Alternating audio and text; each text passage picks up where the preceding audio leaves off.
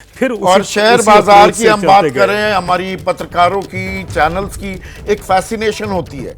Share बाजार क्या कह रहा है, मैं इसे सट्टा बाजार मानता हूं। फिर से अंडरलाइन कर रहा हूं, यह कोई मानक नहीं होता किसी भी अर्थव्यवस्था या आर्थिक नीति या आर्थिक दस्तावेज के दुरुस्त या मुकम्मल ना होने का कोई सर्टिफिकेट नहीं होता है। लेकिन बाजार गिरा है 500 अंक, सेंसेक्स की बात करें लगभग 200 अंक, निफ्टी भी गिरा है और इसके अंदर कैपिटल गेन्स टैक्स थोड़ा जो बढ़ा दिया गया है लॉन्ग टर्म, और सिक्योरिटीज ट्रांजैक्शन टैक्स की दर भी जो थोड़ी बढ़ा दी गई है। क्या मृत्युंजय, दो इन बड़ी वजहों के चलते ये बाजार गोता खाता दिख रहा है? बिल्कुल सही कहा आपने। आखिरकार बाजार होते हैं निवेशकों को आकर्षित करने के लिए। अगर लॉन्ग टर्म कैपिटल गेन पर टैक्स बढ़ा दिया जाएगा, शॉर्ट टर्म कैपिटल गेन पर, तो कोई निवेश क्यों करेगा, उसका पैसा कैसे बचेगा। हमारे साथ बाजार विशेषज्ञ भी हैं और बाजार इस समय 1200 अंक गिरावट देखी जा रही है। निर्मला सीतारमण का भाषण समाप्त होते होते ये 1000 अंक गिर गया था। सर, क्या वजह मानते हैं बाजार में इतनी भारी गिरावट? बहुत उम्मीदें थी, अपेक्षाएं थी मोदी 3.0 के पहले बजट से। मुझे समझ में नहीं आया कि सबसे ज़्यादा निगेटिविटी हमारे मार्केट में करने के लिए एफएम इलेक्शन के टाइम में आई थी। उनसे हमारे जो एसोसिएशन हैं, हमारे ब्रोकर्स लोग हैं, उन्होंने काफ़ी डिमांड किया था कि जो है एसटीटी आप निकाल दीजिए या उसका बेनिफिट दीजिए, जो हम पे करते हैं उसको हमारे जो टैक्स होता है, कैलकुलेशन होता है, उसमें हमें बताइए, लेने दीजिए। लेकिन वो सब कुछ हुआ नहीं, उल्टा हमारे जो टैक्सेस है वो बढ़ गए। लॉन्ग टर्म जो है 10 से 12.5 हो गया, शॉर्ट टर्म 15 से 20 हो गया, बॉन्ड्स पे टैक्स लगा दिया, जो बाय बैक पे फ्री था टैक्स उस पर भी टैक्स लगा दिया, एसटीटी जो है एफ&ओ का उस पर भी एसटीटी बढ़ा दिया गया। तो हर तरह से ऐसा कहीं नहीं छोड़ा है जो हमारे पास में कि हमारे प्रॉफिट में कुछ अच्छा होता। लेकिन अभी गवर्नमेंट है, गवर्नमेंट को कहीं ना कहीं से तो पैसा लाना है।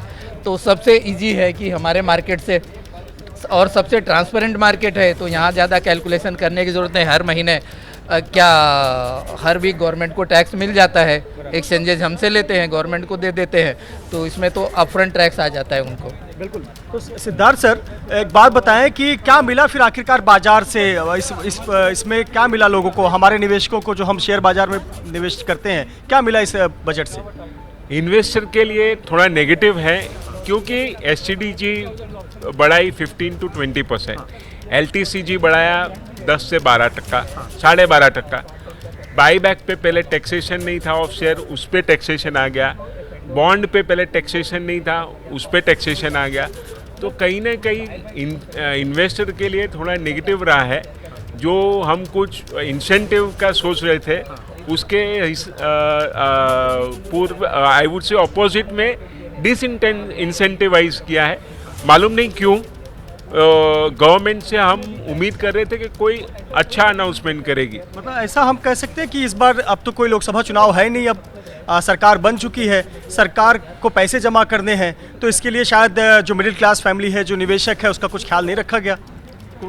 निवेशक का आप सही कह रहे हैं कि कोविड के बाद जो रिटेल इन्वेस्टर बड़े पैमाने पे बाजार में आए निवेश करने के लिए, उनको कहीं ना कहीं आज जो ये अनाउंसमेंट हुआ है वो उसका इफेक्ट होता है। हमारा था कि कुछ पॉजिटिव वो करेंगे तो लोग और जुड़ेंगे। पर शेयर बाजार से कोई गुलाबी तस्वीर नहीं आ रही है, लेकिन सबका साथ सबका विकास, क्या ये करने का प्रयास किया है? एक बैलेंसिंग एक्ट भी दिखी है जिसमें इंडिया और भारत दोनों के पुट को थोड़ी तवज्जो देने की कोशिश की है। तफसील से एक एक परत को आज हम खोलेंगे, एक्सपर्ट्स मेरे साथ हैं। जैसे ही घड़ी का काटा दोपहर 2:30 पे आए, बबीता जी का दिल सास बहू साजिश के लिए मचल जाए। और ये है इनकी बहू, पूरे दिन ऑफिस की टेंशन हो जाए गॉन जब ये करें अपना फेवरेट शो फ्री टाइम पे ऑन। इनकी तरह आप भी देखिए अपना फेवरेट शो अपने टाइम पर और डाउनलोड कीजिए एबीपी लाइव ऐप अपने स्मार्ट टीवी पर।